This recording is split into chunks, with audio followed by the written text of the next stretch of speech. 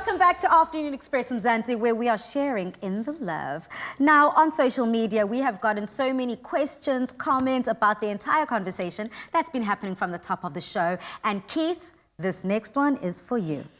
We have got Geraldine here who says, awesome concept, but price-wise, is it the same as a normal diamond? So yes, the starting price starts at roughly about 35,000 Rand and up. The biggest diamond we've sold, R500,000. Wow. Yeah. $500,000. So can I get maybe a contact list of that person? Wow, I just want to ask them a few questions. That's crazy. And in terms of the time frame, you know, if you're someone watching the show today who has nothing planned for Valentine's Day, is it too late? Can I still get something? You better jump on board for Christmas, because it takes about 4 to 8 months from reception of the carbon source to the delivery of the diamond.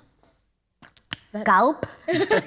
Supply now, TikTok. TikTok. I mean, I love that. Marilu, when it comes to couples who might have financial difficulties, you know, speaking about prices and, whether it's Valentine's Day this weekend or gearing up just for celebrating love every single day, what do you have to say to those people who are feeling the pressure financially? We saw our couple, Unhlanhla and Hector here, who traditional wedding didn't go as how they wanted. White wedding still didn't go how they wanted. So, you know, how can we ease the heart? One thing to look at is, what are your values, right? So is it a really high value to you to have the, I don't know, 200,000 Rand wedding and the big ring? Or is your highest value to have your relationship be healthy and happy and maybe have the family? Yeah. So even, I got married in 2019 and we had 11 people at our wedding because the most important thing for me was my family, right? So that's all I wanted. Babe, 11 people in our household is literally just my mom and my dad and all of my personalities. Like, honestly, that's the whole guest list. Okay, speaking of guests lists, I mean, during COVID-19 and restrictions, you can't just invite anyone and everyone. I think there's a 50 people limit. But then how do we manage expectations when it comes to celebrating love in crowds? Yeah, specifically in reference to weddings. Weddings, That's a difficult one because some people are going to have to be left behind. I would always just start with immediate family and kind of work it out from there. But yeah, it's difficult in COVID times with anything that we want to do with family. Even, I mean, funerals also are limited. Yeah. And it's all of these really big life events that we want to share maybe with 100 people that now we have to choose. Yeah, I love the fact that you're discussing and we're speaking about weddings, because Dumi girl, I'll need you to take your seatbelt, strap up and pay attention, because Thursday's show, that's exactly what we're going to be diving into, girl. Thursday's show is going to be centered, themed around weddings, especially as we gear up for Valentine's Day, because, you know, a lot of people are discussing that. Proposals, rings, wedding dresses, you know, what is that perfect dress? So are you ready, girl, for that? I am ready, and I'm actually just thinking about what you guys are saying now with the whole thing. I mean, being black. When you get married, it's not just about I'm getting married to my partner. Both families are coming together. It's so a having huge to event. tell people, no, you can't come, you know, it's such a hectic thing for people to have to go through. So I actually am looking forward to that, to find out how people are maneuvering around that. Well said. It's tough at the time. I mean, our movements are restricted and you always feel bad leaving a loved one out. I guess a quick hard and fast rule would be who's visited your house in the last few months, and then they're on the list. And they're invited. You know. Well, speaking of places to be and people to meet on social media, we have been asking you from the top of the show, how did you meet your significant other? We've got one of our viewers here who's discussing and dishing on social media by saying, I met my boyfriend on one of the groups on Facebook. Hashtag Afternoon Express. We've got another viewer here, Vomayo, who says, me too. I met on a dating app.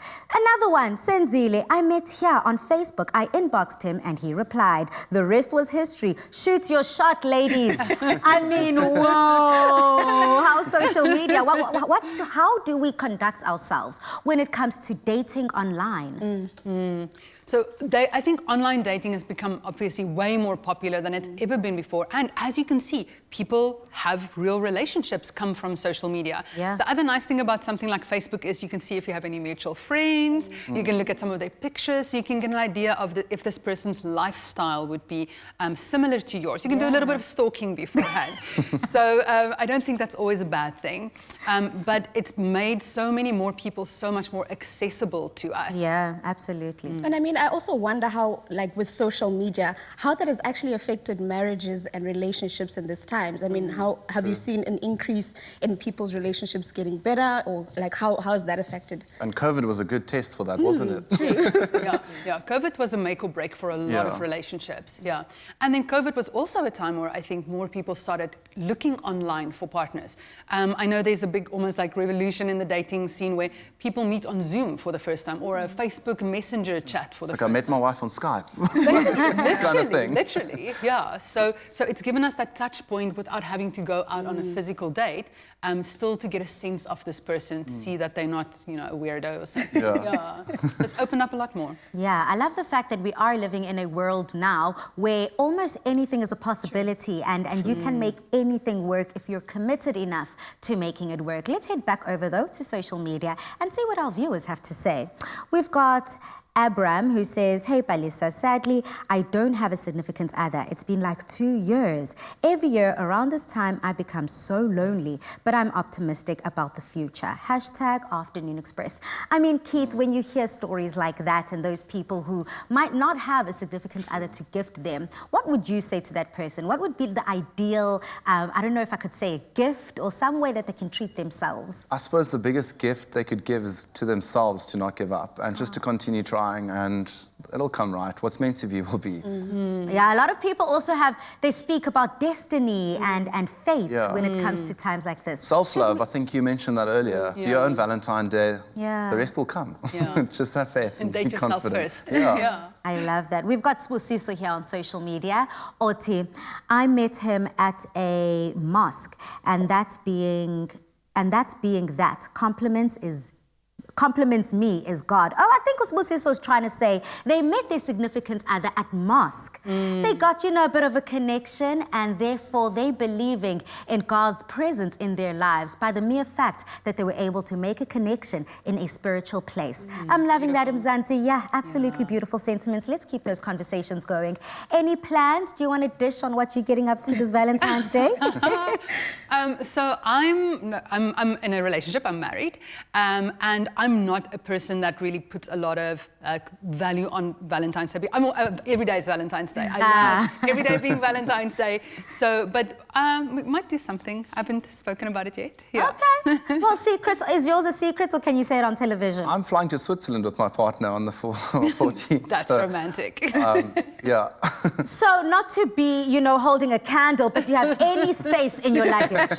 Because I'm small, I'm petite, I can fold myself in there. Well, thank you both so much. Thank you so much, Keith. Thank you so much, Marilu Gaba, again, for coming through and just sharing within your jewels and jewels of wisdom here on Afternoon Express. And Tumi, from the tropical smoothie that you gave us from the beginning of the show, we really do appreciate it. And thank you, Mzansi, for tuning in, making my day every day just by showing love.